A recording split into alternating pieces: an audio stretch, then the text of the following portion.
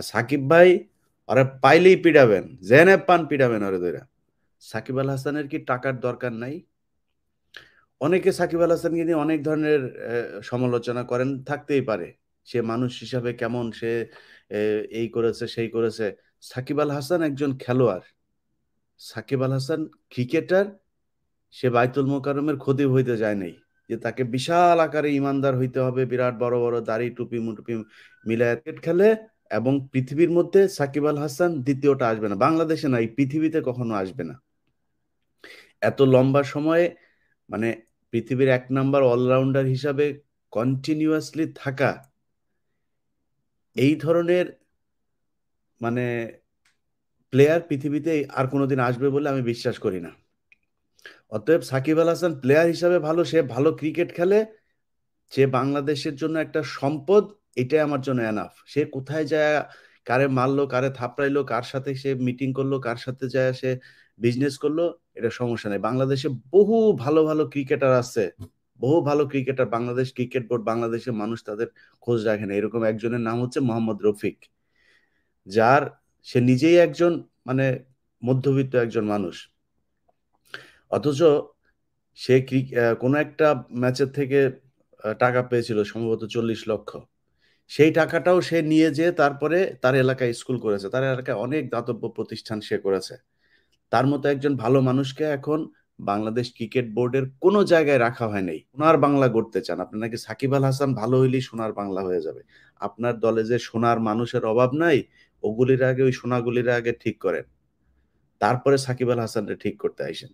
আর সাকিব ভাই ওরা পাইলেই পিটাবেন, জেনে পান পিটাবেন ওরে ধইরা।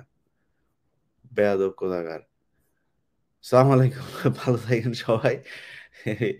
মানে কি বলবো বলেন? মানে একটা ক্রিকেটার বাংলাদেশটারে কোথায় নিয়ে গেছে সেই ক্রিকেটার। সে ভালো না খারাপ, তার ব্যবহার ভালো হওয়া দরকার। বেটা তোর কিসের ব্যবহার? ও কিসের ব্যবহার ভালো করবে? ওর সাহস আছে, ও বেয়াদব, এই জন্য ও ভালো প্লেয়ার। ও যদি মানে মরা হইতো, ভয় পাইতো, তাহলে সমস্যা, তাহলে তো এই পৃথিবীর এত বড় বড় বলারদের সামনে দাঁড়াইতে পারতো না। ভালো খেলে আমার এইটাই দরকার, আর কোনো কিছু দরকার নেই। আপনি ওইখানে আছেন, ওইখানে সেভে আছেন। এটা এটা একটা কুকুরের পালের দেশ। এই কুকুরের পালের সাংবাদিকদের পাল্লা একবার যদি পড়েন, আপনার জীবন শেষ। এদের এদের কথা বাদ দিয়ে দেন। মাস দেড়েক হবে বা এরকম, আমার ঠিক স্পষ্ট মনে নাই। যে কোনো একজন আমাকে ওই ওই ঘটনাটার কথা বলেছিল যে এর সাথে সাকিব আল হাসানের যে ইনসিডেন্ট। কিন্তু সেদিন যেটা বলেছিল সেটা হচ্ছে যে সাকিব আল হাসানকে হয়তো সে আপনার লাথি দিয়েছিল। লাথি দেওয়ার পরে সে পড়ে যায়। ওখানে বেশ কি মানে হয় আরকি, মানে একপাক্ষিক ধস্তাধস্তি। এবং সাকিব আল হাসান তাকে মারার পরে পুলিশ-টুলিশ সবাই যেয়ে ২ জনকে ধরে ফেলেছে। পড়া অবস্থায় সাকিব আল হাসান আরো মারতে হয়তো, কিন্তু সেই সুযোগ আর সাকিব আল হাসানকে দেয়া হয়নি।